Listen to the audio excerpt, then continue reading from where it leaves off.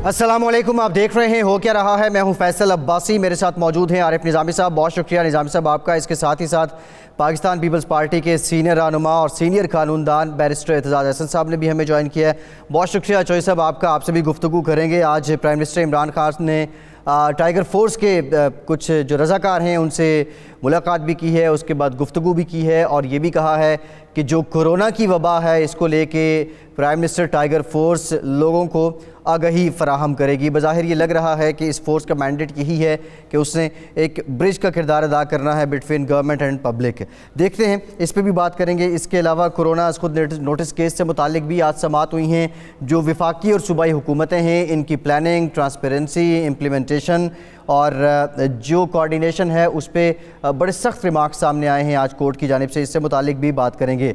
लेकिन निज़ामी साहब, most important, Shahbaz शरीफ साहब बिलाखिर आज नैब के रूबरू आए हैं और सवालों के जवाब भी दिए। वहाँ सुनने में ये आ रहा है कि पहले तो वो परेशान थे जब सवालनामा देखा, लेकिन उनके कान में किसी अफसर ने कुछ कहा और उसके बाद वो खिलखिला उठे। अब ये तो नहीं मालूम कि क्या उसने कहा, लेकिन आज की पेशी और इन हालात में इसकी सिग्निफिकेंस निज़ामी साहब। जी, कोई तो तब्दीली आई है। पहले तो वो कह रहे थे कि वो रिस्क नहीं ले सकते वहाँ जाने की, कोरोना के मरीज हैं, और उन्होंने वीडियो लिंक के ज़रिए वो तैयार थे। अचानक चेंज ऑफ हार्ट जो हुआ तो उनको कुछ ना कुछ अंडरस्टैंडिंग होगी ज़रूर कि ये महज ज़ाब्ते की कार्रवाई है, घबराए ना। लेकिन मैं चौधरी साहब से जो पूछना चाहता हूँ वो ये है, इस पर तो बात करेंगे बाद में। सुप्रीम कोर्ट ने जो बात कही है, एक बात तो सही है ना कि सिंध हुकूमत सख्त शकी है कि वहाँ उनसे कोई किसी से उनका तावन नहीं कर रही। बिलावल भुट्टो साहब ने बड़ी ज़ोरदार प्रेस कॉन्फ्रेंस की कि हम तावन करना चाहते हैं, लेकिन जब हम वेंटिलेटर्स की बात करते हैं, किट्स की बात करते हैं, अस्पतालों की कैपेसिटी बढ़ाने की बात करते हैं, तो हमारे पर सियासत करने का इल्ज़ाम लगाया जाता है। दूसरी तरफ ये कि जी लॉकडाउन हो ना हो, लॉकडाउन में तो सी या स्मार्ट लॉकडाउन, इस पे भी बड़ी सख्त वो इख्तिलाफ राय। और तीसरा ये कि ये इल्ज़ाम के जो बिलावल साहब की सारी सियासत है वो एलिटिस्ट है। ये तो अब आरिफ एक बड़ी दुख की बात है, बहुत इंतहाई परेशानी की बात है। पर इसका कोई फैसला इस तरह नहीं हो सकता कि वो जो बात जिस लहजे में बिलावल कर रहे हैं, जिस लहजे में इमरान खान कर रहे हैं, अपनी जुरिस्डिक्शन बिल्कुल एक्सरसाइज करनी चाहिए। अगर उनकी बनती है तो बिल्कुल करनी चाहिए, नहीं बनती तब भी थोड़ा सा तजावुज़ हो जाए तो मतलब है उसका क्या वो गलती हो सकती है इंसान से। जजेस भी इंसान है।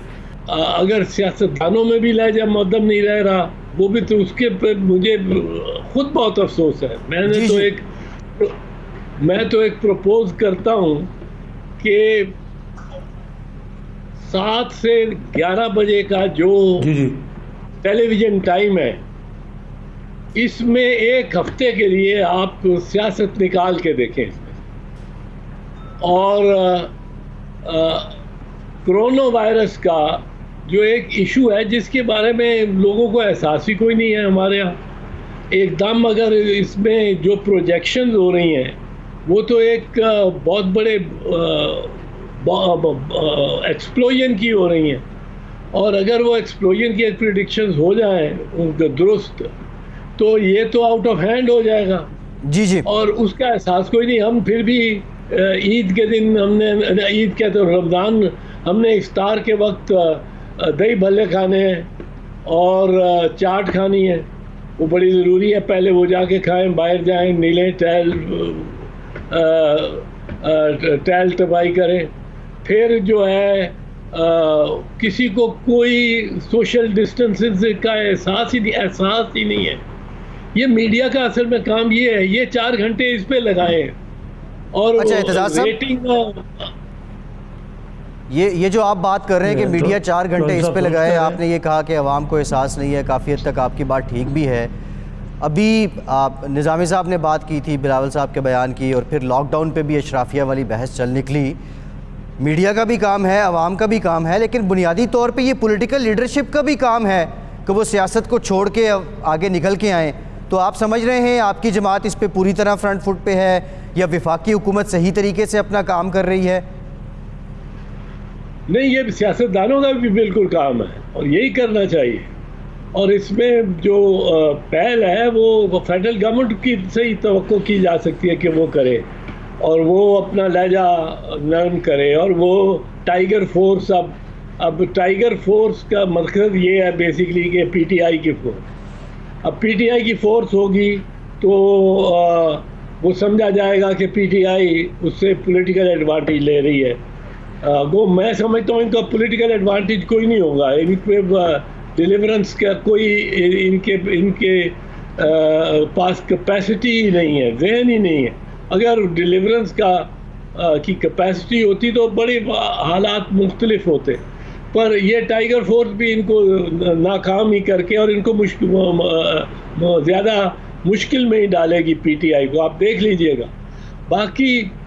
پر لیکن ٹائیگر فورس اسی طرح ہے کہ اگر ہماری گورنمنٹ ہو اور ہم جیالہ فورس کہہ لیں، اب جیالہ تو منسوب ہی پیپلز پارٹی کے ورکر کے ساتھ جیالہ، وہ کسی اور پارٹی کو، مسلم لیگ کا جیالہ نہیں ہوتا، جیالہ پیپلز پارٹی کا ہوتا ہے. ایک نان تھک ورکر ہے، ڈیڈیکیٹڈ ہے to the philosophy of the party, جو ہماری اوریجنل فلاسفی ہے اس کے ساتھ جو لٹکا ہوا ہے وہ ٹرک کے ساتھ، وہ جیالہ ہے. اب وہ جیالہ فورس کہو گے تو پیپلز پارٹی کے فورس بنے گا، ٹائیگر فورس کہو گے تو پی ٹی آئی کا فورس بنے گا، اور شریف فورس کہو گے تو شریف خاندان کا اور پی ایم ایل نواز کا بنے گا. تو اس وجہ سے لہجہ تو ان کو بھی فیڈرل گورنمنٹ کو بھی اپنا دھیما کرنا چاہیے.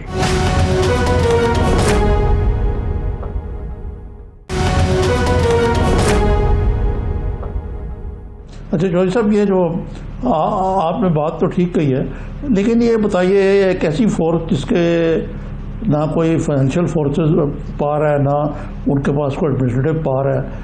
آپ نے درست کہا کہ اس کے پیچھے مقصد سیاسی ہے، تو کیا میسج جائے گا باقی سیاسی جماعتوں کو اور عوام کو کہ ایسے موقع پہ جب ملک شاید سکوت ڈھاکہ کو چھوڑ کر سب سے بڑے کرائسس کا شکار ہے، حکومت سیاست کر رہی ہے؟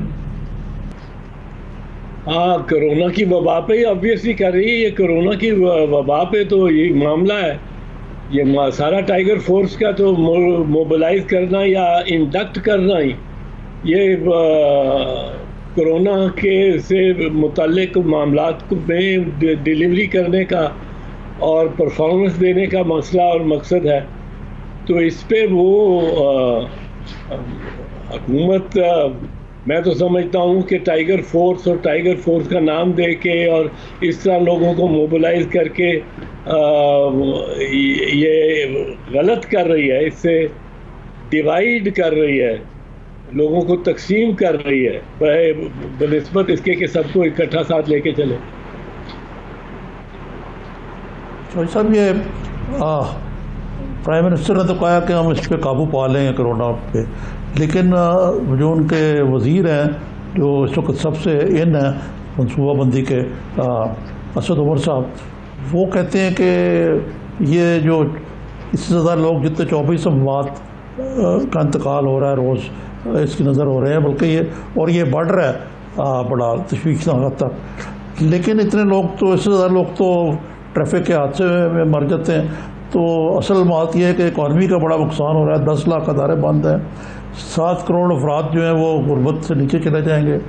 تو یہ اس بارے میں بھی ایک عجیب قسم کا ٹریڈ آف ہے یہ کہ آیا آپ کو اکانومی ریوائیو کرنی ہے یا اپنے جو لوگوں کو بچانا ہے اس سے. حال تو یہ ہے کہ جو وہ ایک ڈاکٹر ہیں فرقان، ان کی فیملی کراچی میں پھرتی رہی مختلف اسپتالوں میں، ان کو وینٹیلیٹر مل جائے تو نہیں ملا. اور یعنی اگر آپ کی یہ بڑھ گئی تو آپ کے ہمارے یہاں نہ اسپتالوں میں کیپیسٹی ہے، نہ ڈاکٹروں میں، اور نہ ہی ہمارے پاس اکوپمنٹ ہے موجود اس کے لیے. عارف دیکھیں، جو بنیادی طور پہ اس مسئلے کو سمجھنے کی ضرورت ہے، میں سمجھتا ہوں کہ وہ ایک دو چیزیں ہمیں بالکل واضح ہونی چاہیے. ایک تو یہ کہ یہ جان لیوا ہے، حکومت بیچ میں وہ جو رنگ ٹون تھی، رنگ ٹون اب 3 دن پہلے انہوں نے درست کیا، ورنہ رنگ ٹون تو آ رہی تھی، آپ فون کرتے تھے تو یہ جو یہ کرونا مرض کا خطرناک مرض ہے، جان لیوا نہیں ہے. یہ جان لیوا خطرناک ہے، جان لیوا نہیں. اب انہوں نے کہنا شروع کیا خطرناک بھی ہے اور جان لیوا بھی ہے. آپ کے پاس علاج کی سہولتیں نہیں ہیں تو جان لیوا ہے، اگر علاج کی سہولتیں ہیں تو جان لیوا نہیں ہوگا. تیسری بات یہ ہے سمجھنے کی کہ یہ مرض اور یہ وبا اور یہ جو انفیکشن ہے یہ کہیں نہیں جا رہا، یہ ختم نہیں ہو رہا. اور ویکسین آئے گی، کہیں گے کہ جناب یہ تو آپ کی فلاں طاقت کو اور فلاں طاقت کو اور اپاہج کر دیں گے بچوں کو. وہ پولیو کے خلاف جس طرح اسکیم بنائی ہوئی ہے، اور ایسے ایسے جاہل لوگ بیچ میں آئیں گے اور باتیں بنائیں گے اور کریں گے. اور پھر جب تک یہ 7 ارب میں سے 4 ارب انسانی آبادی کو لگ نہیں جاتا، وہاں اینٹی باڈیز نہیں ہو جاتے، یہ کرونا کہیں نہیں گیا. پھر کرونا اگر 4 ارب میں لگ گیا اور اینٹی باڈیز بن گئیں تو وہ ایک کہتے ہیں غلے کی امیونٹی، ہرڈ امیونٹی، کہ اگر بھینسوں کا غلہ ہے، 400 بھینسیں اکٹھی پھرتی ہیں افریقہ کے جنگلوں میں، ان کو ایک وائرس ہوتا ہے، وہ 50 میں 60 میں 70 میں ہو جائے تو امیونٹی باقی سب کی بن جاتی ہے. ٹھیک ہے، تو وہ ہرڈ امیونٹی کے لیے بھی کوئی 3-4 ارب انسانوں کو یہ وائرس کا ایک بریک لیتے ہیں نظامی صاحب، ایک بریک لیتے ہیں چوہی صاحب، ایک بریک لیتے ہیں. بعد جب واپس آئیں گے تو کچھ ذکر کریں گے نیب کی ترمیمی آرڈیننس کو لے کر بھی، اور کچھ 18ویں ترمیم کی بات بھی کرتے ہیں. ہمارے ساتھ رہیے.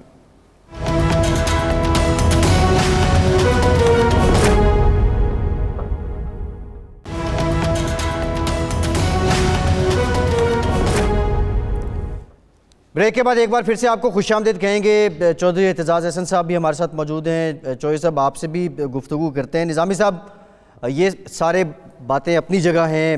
اس وقت کرونا کو لے کے قوم میں خوف بھی ہے، لوگ متاثر بھی ہو رہے ہیں، حکومتوں میں بحث بھی جاری ہے، لیکن اسی ساری بحث میں 18ویں ترمیم ایک دم سے بیچ میں امڑ آئی ہے. اور جواز یہ ہے کہ ابھی جو صوبے ہیں وہ ان کی کارکردگی ایکسپوز ہو گئی ہے، انہوں نے اس طرح کام نہیں کیا 18ویں ترمیم کے بعد. یہ بحث ایسے موقع پہ نظامی صاحب کیوں اٹھی ہے؟ جی یہ انتہائی بے وقت ہے، اور چوہی صاحب تو خیر اس پروسیس میں شریک رہے ہیں جو 18ویں ترمیم اور NFC کے ایوارڈ کیا ان کے دور حکومت میں ہوا، اور بڑا ترہ امتیاز ہے، اور پاکستان کی 73 کے آئین کو اس کی اصل شکل کی طرف بحال کرنے کا. لیکن یہ ایک ایسا جن ہے جو جن میں کہہ رہا ہوں، جس طرح جو لوگ اس کو جن سمجھتے ہیں کہ اس کو میرے خیال سے اب دوبارہ بوتل میں بند کرنا جو ہے نا، اس کا ہو تو سکتا ہے لیکن کافی کولیٹرل ڈیمیج کے ساتھ ہوگا. جی چودھری صاحب. جی بحث کی کوئی ضرورت اس کی نہیں ہے، کوئی ہو نہیں سکتا. پاکستان پیپلز پارٹی کلیئرلی کہتی ہے کہ 18ویں ترمیم کو ہم نہیں چھیڑنا چاہتے، نہ اجازت دیں گے. جس مطلب مداحمت کریں گے جس حد تک کرنی ہے کریں گے. مسلم لیگ نواز نے، شہباز شریف نے کہہ دیا ہم نہیں چاہتے. ان کو یہ ایک صورت دی گئی جس پہ وہ ذرا ان کی وہ بندے آ کے ذرا کنڈیشنز اور ذرا نرم ہو جاتے ہیں کہ جی اگر آپ کو نیب میں ٹریڈ آف ملے، کہ نیب آرڈیننس میں آپ کو کچھ رعایتیں ملیں تو وہ آپ کو آپ 18ویں ترمیم گورنمنٹ کے ساتھ دے دیں. ابھی تک تو ویسے مسلم لیگ نواز تو یہ کہہ رہی ہے کہ ہم نے تو جو سہنا تھا نیب کے تحت ہم نے سہ لیا، اب آپ بھگتیں. وہ نہیں اپنی پیپلز پارٹی کو اور PTI کو کہہ رہی ہے اب آپ لوگوں کی باری ہے، ہم نے تو اپنا جو سخت وقت تھا وہ نکال لیا ہے. اور میاں صاحب بھی باہر جا کے بیٹھ گئے ہیں، بیٹے بھی دونوں ان کے باہر ہیں، بیگم ان کی بیٹوں کی بیگمات بھی باہر ہیں، اولادیں بھی باہر ہیں. میاں صاحب کہ داماد اور بیٹی ایک باہر ہے، ایک بیٹی یہاں ہے مریم، تو ان کا بیسکلی وہ سمجھتے ہیں کہ جو اتنا کچھ سٹیک ہے وہ اب ہم دریا کو ہم تو تقریباً پار کر بیٹھے ہیں، حالانکہ ان کے خلاف بڑے سیریس کیسز ہیں. یہ ٹی ٹی او والا کیس تو بہت سیریس ہے، اور اگر جی جی نیب اگر سنجیدہ ہو تو ان کے خلاف وہ چلائے یہ سب چھوڑ کے. پر چوہدری صاحب یہ بتائیے نیب بھی کہ یہ بتایا کہ آج کل شہباز شریف صاحب بہت چہک رہے ہیں، مختلف میڈیاز پہ آ رہے ہیں، وہ کہتے ہیں کہ جی مجھے ہر دور میں وزارت عظمیٰ کی آفر ہوئی میں نے ٹھکرا دی، مشرف نے آفر کی میں نے ٹھکرا دی، غلام اسحاق نے آفر کی ٹھکرا دی، اب بھی ان کو موجودہ فوجی قیادت نے آفر کی انہوں نے ٹھکرا دی. تو واقعی یہ بات آپ کو نظر آتی ہے؟ دوسرے یہ بھی اس سے بڑے فخر کرتے ہیں کہ میں کسی ڈیل کے تحت نہیں آیا، لیکن یہ بھی کہتے ہیں کہ میں اسٹیبلشمنٹ کا نظریاتی طور پہ بہت بڑا حامی ہوں. تو یہ چودھری صاحب یہ کیا سیاست ہے شہباز شریف صاحب کی؟ اگر میاں شہباز شریف کے 3 میل قریب سے بھی وزارت عظمیٰ گزر گئی ہوتی، میرے خیال میری رائے، تو بڑے بھائی نے ان کا سیاسی کباڑہ کر دینا تھا، جس طرح بھی کرتے وہ کیا نا، کہ ان کا اناؤنس کیا، پارٹی میں اناؤنس کیا وزیر اعظم، شہباز شریف صاحب اٹھے ٹوپی اٹھا کے رکھ کے سلام لے کے، اور دوسرے دن شاہد خاقان عباسی کو کر دیا. تو یہ تو میں ماننے کو تیار نہیں ہوں کہ میاں نواز شریف کے ہوتے ہوئے کوئی آفر سیریس شہباز شریف صاحب کو ہو سکتا ہے. پر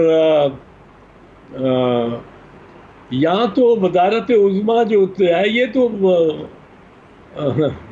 اس طرح بٹتی پھری ہے دال کی طرح کہ میں بتا نہیں سکتا ہوں آپ کو. علم ہے مجھے میرا ایک لائر کی موومنٹ کا لیڈر تھا، جی جی، کیونکہ ایم این اے تھا، مجھے بنانے کو تیار تھے کہ وہ اس کو چھوڑو اور تم آ کے وزیر اعظم بنو. تو وزارت عظمیٰ تو مطلب ظفر اللہ جمالی بھی ہو سکتا ہے، شریف آدمی ہے، جی جی، تو کوئی ایسی بڑی بات نہیں ہے کس کو ملی کس کو آفر ہوئی. میرے خیال ہے پی ٹی آئی کے 2-4 بندے ہوں گے جن کو ضرور آفر ہوئی ہوگی کہ عمران خان کے پیرالل آپ کو ذرا پوزیشن آپ کی بنائی جائے. کس کو چوہدری صاحب یہ تجزیہ ہے کوئی آپ خبر دے رہے ہیں؟ جی یہ آپ کو انفارمیشن دے رہے ہیں کہ کسی کو آفر ہوئی ہے عمران خان کے پیرالل پی ٹی آئی کے، یا صرف آپ تبصرہ کر رہے ہیں، تجزیے پہ بات کر رہے ہیں؟ نہیں، میں تبصرہ کر رہا ہوں. میں یہ کہہ رہا ہوں کہ یہ وزارت عظمیٰ تو ہمارے ہاں ایک نان سیریس چیز ہو گئی ہے کہ یہ جس کو چاہے آپ بنا سکتے ہیں. بیچ میں سمرو محمد میاں سمرو بھی بن جاتے ہیں کبھی، بیچ میں مراج خالد صاحب بھی بن جاتے ہیں جن کے ساتھ ایک ووٹ نہیں ہوتا، بہت شریف آدمی پر ایک ووٹ نہیں. تو بن جاتے ہیں. ہاں یہ صحیح ہے آپ کی بات، یہ کھوسا صاحب بن جاتے ہیں. جی جی. تو وزارت عظمیٰ ہاں جی چوہدری صاحب میرا، لیکن یہ بتائیے کہ یہ کوئی بن تو جاتے ہیں اور آفر بھی کر دیتے ہیں، تو آپ نے تو کہا کہ کو بن بھی جاتے ہیں تو نکال بھی تو کان سے پکڑ کے نکالا بھی تو اسی طرح ہی جاتا نا. پاکستان کی جو تاریخ دیکھیں آپ. لیکن چوہدری صاحب اس سے بڑھ کے یہ ہے کہ شہباز شریف صاحب یہ بھی سوائیاں دیتے پھر رہے ہیں کہ کیوں واپس آئے ہیں، کیونکہ شیخ رشید صاحب نے تو یہ الزام لگایا کہ اس لیے واپس آئے کہ دوبارہ وزیر اعظم بنے. لیکن وہ کہتے ہیں کہ میں تو بس قوم کی جب صورتحال کروڑا کی خراب ہوئی تو پتہ لگا کہ آخری فلائٹ جا رہی ہے پاکستان، تو میں نے بھائی صاحب کو خدا حافظ کہہ کے یہاں آ گیا. اور 4 مہینے وہ کچھ بھی نہیں کرتے رہے، وہاں مکھیاں مارتے ہوئے کہہ کہ میں بھائی صاحب کا علاج کرانے وہاں گیا ہوں. تو یہ شہباز شریف صاحب کی سیاست ہے کیا آخر؟ میں تو سمجھ نہیں سکا ان کی حکمت عملی. اس میں کچھ تو ضرور ہوگا جو وہ ایسے وقت میں یوں واپس آئے ہیں. کچھ کا کہنا یہ ہے کہ وہ اس لیے واپس آئے ہیں کہ ساری سیاست مسلم لیگ نواز کی جو ہے وہ مریم بھتیجی نہ لے جائیں اور کنسالیڈیٹ کر لیں, تو ہی شوڈ کم ہیئر. کچھ کہتے ہیں کہ وزیر اعظم بننے کے لیے آئے ہیں اور وہ he was given an assurance کہ وزیر اعظم بناتے ہیں آپ کو. اب یہ شیخ رشید یہی کہتے ہیں کہ میں ان کا بڑا دوست ہوں, تو شیخ رشید زیادہ ہے اس کے بارے میں شاید اوتھینٹک سورس ہوں. میری تو میاں صاحب کے ساتھ کوئی یاد اللہ زیادہ نہیں ہے جی, تو میں تو کچھ نہیں کہہ سکتا. اچھا چوہی صاحب, یہ جو بات آپ کر رہے ہیں کہ شاید وہ کسی امید پہ واپس آئے ہوں, ایک انہوں نے کل ریجیکٹ کی ایک بات کو جب ان سے سوال کیا گیا کہ یہ 18ویں ترمیم کو لے کے کہ آپ کو کوئی آفر ہوئی ہے, تو انہوں نے یہ تو کہہ دیا جی ہمیں تو کوئی آفر نہیں ہوئی ہے. باقی نیب پہ معاملات پہ ان کے جو اپنے شکوے تھے وہ سارے انہوں نے بیان کیے. لیکن اس سارے ماحول میں جو اپوزیشن میں ایک دراڑ ہے, اور مولانا فضل الرحمان کی رہبر کمیٹی بھی تھی, وہ ایک اتحاد بھی تھا, اب وہ نظر بھی نہیں آ رہا. کیا یہ اتحاد اتفاق پھر سے قائم ہو سکتا ہے, یا پھر سے ہر پارٹی اپنا اپنا بچاؤ اسی کو مقدم سمجھے گی؟ میرے خیال میں مولانا فضل الرحمان والی بات تو بالکل ہی بدقسمتی سے مصنوعی تھی. وہ تو صاف ظاہر ہو گیا, وہ 4-5 ہزار کا جتھا جدھر لے گئے بٹھا دیا, یونیفارم پہنا کے ان کو خاکی رنگ کی, اور 3 اضلاع کے صرف پٹھان آبادی میں سے ایک حصہ تھا, ایک پرسنٹیج تھی, 3 اضلاع, ذوب, ڈیرہ اسماعیل خان اور بنو. ان کے بھی صرف پٹھان آبادی, اور پٹھان آبادی بھی ساری نہیں ان اضلاع کی, چند لوگ, اس میں سے ایک حصہ وہ ان کی فوج تھی ساری, اور سارا جلسہ تھا جس کو یہ لیے پھر رہے تھے. اور چونکہ کوئی رکاوٹ نہیں تھی, کوئی کچھ نہیں تھی, تو ان کو یہ ڈیرے ایک آدھ جگہ ڈالتے رہے اسلام آباد میں. پر مولانا کی مشکل یہ ہے کہ مولانا نے کچھ نہ کچھ سیکھا ہے نوابزادہ نصر اللہ سے, اور مولانا خوش گفتار بھی ہیں, اور لوگوں کو مطلب ہے ایک میں ان کے خلاف لفظ میں استعمال کرنے لگا ہوں, ذرا یہ موضوع سمجھ لیں ہے, پر یہ کوئی الزام نہیں ہے ان پہ کہ وہ ایک سیکولر قسم کے ملا ہے. یعنی وہ سیاست بھی, دنیاوی بھی اور دینوی بھی دونوں کرنے میں مہارت کسی قدر رکھتے ہیں, پر گیم ان کے ہاتھ میں نہیں ہے.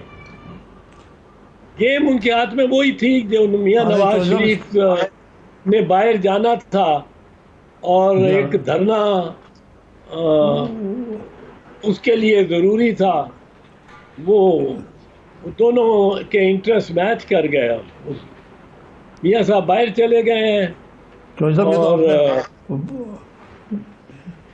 جی میں یہ کہہ رہا تھا کہ آپ نے بہت بڑا ٹریبیوٹ پیش کر دیا کہ یہ ایک جس کو کہتے ہیں انگریزی میں آکسی مورون ہے کہ ملا کس طرح سیکولر ہو سکتا ہے. آپ نے یہ کہہ دیا مولانا فضل الرحمان کے بارے میں. خیر اس کو تو چھوڑیں, لیکن یہ مجھے بتائیں کہ یہ شہباز شریف صاحب نہ کرتے آج ہاں کر کے وہاں پیش ہو گئے جا کے نیب کی عدالت میں, اور کوئی ضابطے کی کارروائی ہوئی, کوئی خاص مسئلہ نہیں تو کیوں اتنے پریشان کیوں تھے اور اتنے متردد کیوں تھے جانے سے؟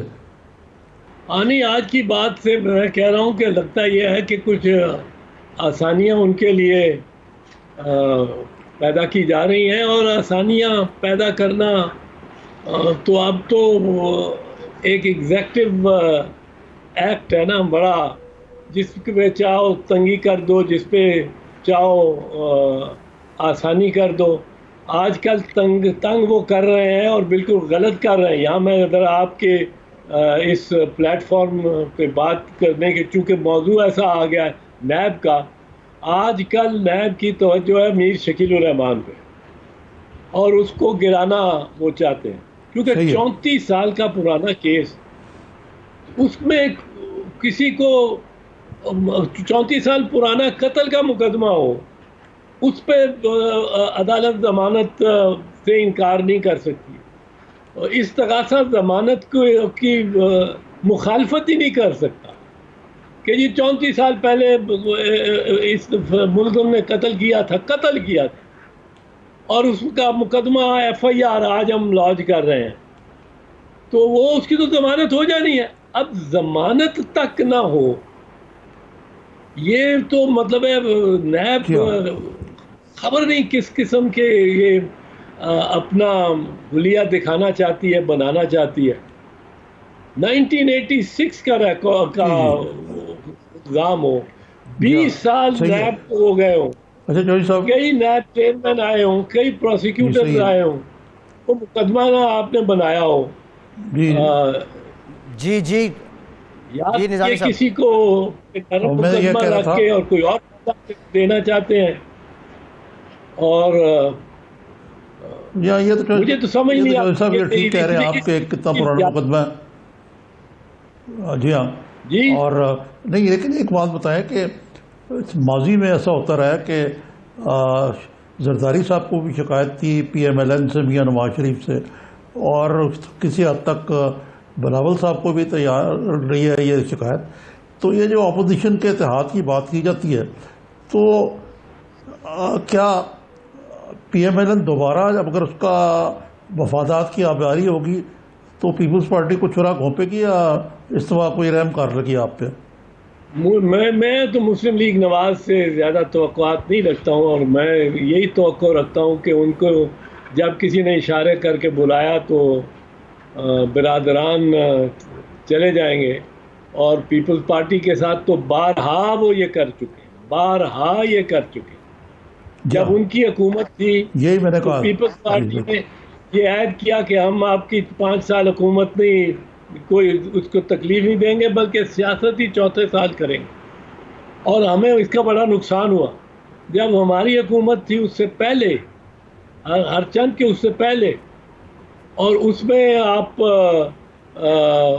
میمو گیٹ خود میاں نواز شریف صاحب خود جی درخواست کی سپریم کورٹ میں، جہاں وہ افتخار محمد چودھری صاحب تیار ٹھیک ہے چودھری صاحب، بہت شکریہ چودھری اعتزاز احسن صاحب، بہت شکریہ آپ کے وقت کا۔ یاد ہے جب میاں نواز شریف صاحب کالا کوٹ کالی ٹائی لگا کے سپریم کورٹ پہنچ گئے تھے۔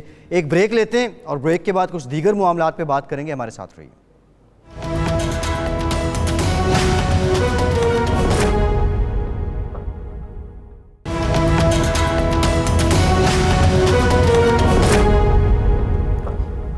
بریک کے بعد ایک بار پھر سے آپ کو خوش آمدید کہیں گے۔ نظامی صاحب، کورونا از خود نوٹس کیس کی سماعت بھی ہوئی ہیں، اور جس میں آج عدالت کی جانب سے ایک مرتبہ پھر بڑے سخت آبزرویشن اور ریمارکس دیکھنے کو ملے ہیں، اور یہ بھی کہا گیا کہ کہیں شفافیت نہیں لگتا ہے، سب کام کاغذوں پہ ہو رہا ہے۔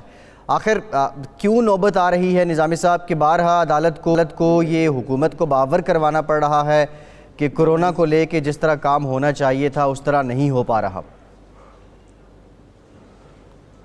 عدالت کا جو بنیادی نقطہ یہ تھا، جو اس ملک کے سب باشعور لوگ بھی اور میرے خیال سے صحافی بھی اکثر یہ محسوس کرتے ہیں کہ کرونا کے نام پر سیاست ہو رہی ہے، اور کوئی مربوط پالیسی نہیں ہے جس کا سپریم کورٹ نے بار بار ذکر کیا، اور اگر انہوں نے کہا اگر آپ نے نہ بنائی تو ہمیں خود اس معاملے میں انٹروین کرنا پڑے گا۔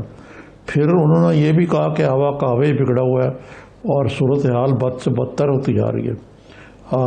شاید میرا خیال ہے کہ انہوں نے یہ بھی کہا کہ جو فیڈرل گورنمنٹ کو انہوں نے کہا کہ ان کی پالیسی جو ہے وہ انا پرستی پہ اور خود پسندی پہ تحت بنائی جا رہی ہے. یعنی کہ انہوں نے عمران خان کا نام بھی بغیر ان کی جو ایک نرگسیت ہے اور میں نہ مانوں اور ضد جو ہے اس کی طرف گہرا اشارہ کیا.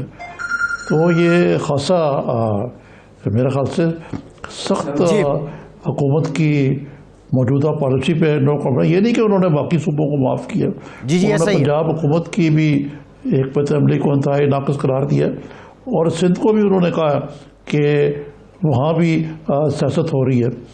تو اگر مجموعی طور پہ دیکھیں تو اس میں تو وہ دو ہی باتیں کہہ رہے ہیں بیسیکلی کہ اپوزیشن کو بھی آن بورڈ لیں, ان سے بیٹھ کے بات کریں, سیاسی سطح پر ایک پلیٹ فارم بنائیں اور ایک مربوط و یکساں پالیسی جو ہے بنائیں. لیکن فی الحال اس کی کوئی جھلک بھی نظر نہیں آ رہی وفاقی حکومت کی پالیسیوں میں. جی نظامی صاحب, آج فیڈرل گورنمنٹ اور صوبائی حکومتیں جو ہیں اس کو لے کے لگ یہ رہا ہے کہ پلاننگ کو, ٹرانسپیرنسی کو, امپلیمنٹیشن کو اور کوارڈینیشن کو مزید مربوط بنانے کی ضرورت ہے, جو ریمارکس عدالت کے نظر آئے. اچھا, پرائم منسٹر صاحب نے بھی آج بات کی ہے ٹائیگر فورس. آپ مضبوط کہہ رہے ہیں, مربوط جی جامع. میں کہہ رہا مضبوط نہیں ہے, مربوط بنانے کی. ہاں جی میں مربوط کہہ رہا ہوں نظامی صاحب, مربوط کہہ رہا ہوں, مضبوط نہیں. نظامی صاحب, عمران خان صاحب نے آج جو ٹائیگر فورس کے کچھ لوگ تھے ان سے بات چیت کی ہے. ایک طرح سے آج سمجھ لے کہ ایک اناگرل سیشن بھی ہو گیا ٹائیگر فورس کا, اور اب ٹائیگر فورس فیلڈ میں بھی ہوگی. بظاہر جو لگ رہا ہے ٹائیگر فورس کا کام بھی کوارڈینیشن ہے بٹوین پبلک اینڈ جو ڈسٹرکٹ ایڈمنسٹریشن ہے یا دیگر جو ایڈمنسٹریشنز ہیں ان کے ساتھ. آپ کو کیا لگ رہا ہے کس حد تک یہ تجربہ, یہ فورس کامیاب ہوگی؟ یہ دیکھیں, اس قسم کی جو فورسز ہیں پیپلز پارٹی کے دور میں بھی بنی تھی, پیپلز یوتھ اور یہ اور وہ فلانا بنتی رہی ہیں پہلے بھی ہے. یہ ایسی فورسز جو ہیں وہ تبھی کامیاب ہوتی ہیں جب اوپر سے کوئی صحیح ڈائریکشن ہو. اب اگر بیوروکریسی اور پولیس جو ہے اپنا فرائض سر انجام نہیں دے رہی, کلیئر میسج نہیں جا رہا, تو یہ ٹائیگر فورس تو خواہ میرا خیال ہے کہ یہ بجائے کوئی بہتری کرنے کا شاید مزید خرابی پیدا کریں گے. میرا یہ اندازہ یہ بالخصوص یہ ہے کہ کہتے تو ہیں کہ غیر سیاسی ہے, لیکن ایسا نہیں ہے. یہ فورس جو ہے یہ P T I oriented force ہے, اور اس لحاظ سے آپ دیکھیں کہ سندھ حکومت نے تو ان کو تسلیم کرنے سے انکار کر دیا. تو بھائی یہ بھی ایک ایجنڈے پہ ہونا چاہیے جو سپریم کورٹ نے کہا, یا آپ خود قائل ہو جائیں یا سندھ حکومت کو قائل کر لیں. یہ تو بڑی عجیب سی بات ہوگی نا کہ ایک وفاقی سطح پر جو فورس بنائی جا رہی ہے اس کو سندھ حکومت جو ہے تسلیم کرنے کوئی تیار نہیں. اچھا نظامی صاحب, پرائم منسٹر صاحب نے کہا کہ انتظامیہ اکیلی کچھ بھی نہیں کر سکتی اور اسی لیے نوبت آئی ہے کہ اس طرح کی فورس بنائی جائے. آپ پیپلز پارٹی کا ذکر کر رہے تھے, ان کی PYO تھی, پیپل یوتھ آرگنائزیشن, پھر اسی طرح ایک شباب ملی ہوا کرتی تھی جماعت اسلامی والوں کی. ان کا کردار تو سیاسی ہی تھا. تو انتظامیہ کیا واقعی ان حالات میں ایمرجنسی کی صورت میں اکیلے کچھ نہیں کر سکتی؟ جناب مجھے بتائیے کہ انتظامیہ سے کام لینا جو ہے وہ لوگ کرتے ہیں جو الیکٹڈ ہوتے ہیں. میرا اور آپ کا کام تو نہیں ہے نا. اگر وزیر اعظم جو ہے وہ انتظامیہ کے اندر اکھاڑ پچھاڑ کرتے رہتے ہیں, ہر وقت کابینہ میں بھی کرتے رہتے ہیں, کوئی ٹیم نہیں بنا سکے, اور پھر ان کو کہتے ہیں جی آپ کو ریٹائر کر دیا جائے گا, ان کی سیکورٹی آف سروس بھی نہیں ہے. نیب کی چھری تو پہلے ان کے گردن پہ تھی, اب یہ ایک اور چیز آ گئی ہے. تو مطلب ہے کہ یہ مجموعی طور پہ آپ دیکھ رہے ہیں ایک نااہلی اور نالائکی کا ماحول جو ہے وہ جاغزی ہے. اچھا نظامی صاحب, اسد عمر صاحب نے یہ کہا ہے کہ 10 لاکھ کے قریب ادارے بند ہو جائیں گے, 1 کروڑ 80 لاکھ لوگ بے روزگار ہو جائیں گے, 7 کروڑ لوگ مزید غریب ہو جائیں گے اگر یہ لاک ڈاؤن کا سلسلہ جاری رہا. اور آج یہ ہنٹ بھی کروایا ہے پرائم منسٹر صاحب نے کہ بتدریج اب لاک ڈاؤن میں کمی ہوگی, تو یہ سمجھا جائے کہ کرونا کو کنٹین کر لیا ہے ہماری حکومتوں نے, وفاق کی حکومت نے, اور اب لاک ڈاؤن میں بتدریج نرمی ہوگی. وہ وزیر اعظم نے اور ان کے وزیر نے مختلف باتیں کی ہیں. وزیر اعظم نے کرونا وائرس پہ کنٹرول قابو پا لیں گے ہم. وہ اسد عمر صاحب کہہ رہے ہیں کہ کنٹرول تو نہیں, یہ پچھلے کچھ دنوں سے تشویشناک حد تک اضافہ ہو رہا ہے کرونا کے شکار لوگوں میں. روز کے 24 افراد کی اموات ہو رہی ہے 6 روز سے. لیکن ان کا کہنا ہے کہ اسد عمر صاحب کا عذاب یہ آبادی کے تناسب سے کم ہے، اور ان کے نزدیک یہ لوگوں کا مر جانا جو ہے نا 24 کچھ بھی نہیں ہے، یہ کوئی معمولی چیز ہے۔ میں امریکہ کی مثال دیتا ہوں، جو مارچ میں وہاں ابھی لاک ڈاؤن نہیں ہوا تھا تو وہاں بھی کم تھی تعداد مرنے والوں کی، پھر وہ ہزاروں کی تعداد میں مر گئی۔ تو اب ہم بڑا فخر کرتے ہیں کہ شاید ہم نے کوئی بہت بڑا تیر مار رہی ہے، یہاں بھی اس طرح یہ وبا پیدا نہیں ہوئی۔ اب حال یہ ہے کہ ہماری ٹیسٹنگ جو ہے وہ 50,000 کہا تھا این ڈی ایم اے نے، اور 10,000 کہا تھا ہمارے وزیر صحت نے، وہ 10,000 بھی نہیں ہو پائیں، 7,000 تک ہم پہنچے۔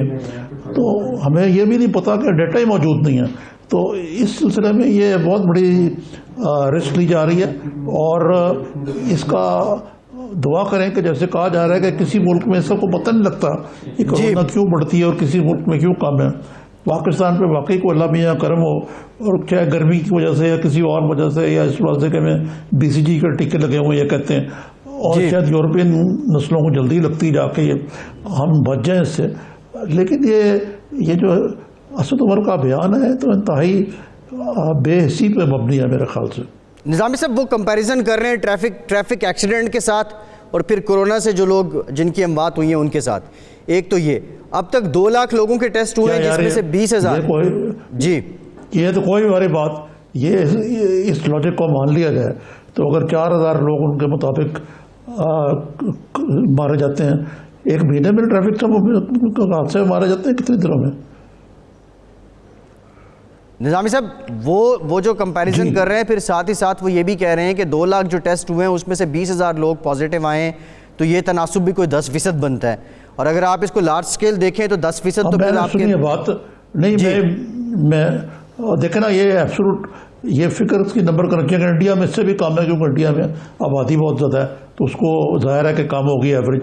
مقصد کہنے کا یہ ہے کہ اگر یہ لاجک مان لی جائے تو اگر لاہور میں روز کے 2,000 قتل ہو تو ہم یہ کہیں جی کہ 4,000 تو ٹریفک کے حادثے میں مرتے ہیں جی، کوئی سیلاب آئے لوگ اس کا ذکر ہو، یہ کیا جی منطق نہیں بنتی۔ یہ حکمران کی عجیب، یہ تو انوکھی اور مومل قسم کی بات ہے کرنا، اس قسم کی لاجک دینا۔ جی اچھا، زلفی بخاری صاحب نے نظامی صاحب یہ کہا ہے کہ لوگ پارٹی میں جہانگیر ترین صاحب کے لیے نہیں آئے بلکہ عمران خان صاحب کے لیے آئے تھے، اور جہانگیر ترین صاحب اور عمران خان صاحب کے جو تعلقات ہیں، یہ جو ماضی میں ان کا تعلق رہا ہے وہ بڑا گہرا ہے، اور وہ ترین صاحب اہم رہنما ہیں پی ٹی آئی کے۔ تو کیا جہانگیر ترین صاحب بھی پر امید ہیں کہ وہ پی ٹی آئی کے ساتھ ہیں اسی طرح، اور ان کا تعلق ویسے ہی بحال ہوگا، ویسے ہی استوار ہوگا؟ یہ تو نہیں مجھے پتا کہ تعلقات ویسے ہی استوال ہو گیا، بحال ہو گئے اور کتنے خراب ہیں وہ، لیکن یقیناً جہانگیر ترین صاحب نے نہ کوئی پارٹی بنا رہے ہیں، نہ کوئی علم بغاوت بلند کی ہے۔ یہ تو جب رپورٹ آئے گی تو دودھ کا دودھ اور پانی کا پانی ہو جائے گا۔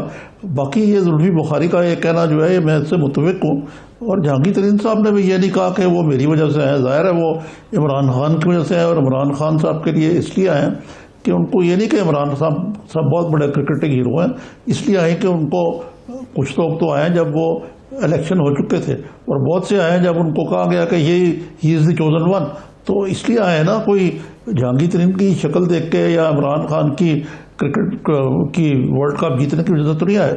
جی ٹھیک، نظامی صاحب پروگرام کا وقت ختم ہو گیا، بہت شکریہ آپ کا، آج کے پروگرام سے اتنا ہی۔ فیصل عباسی کو اجازت دیجیے۔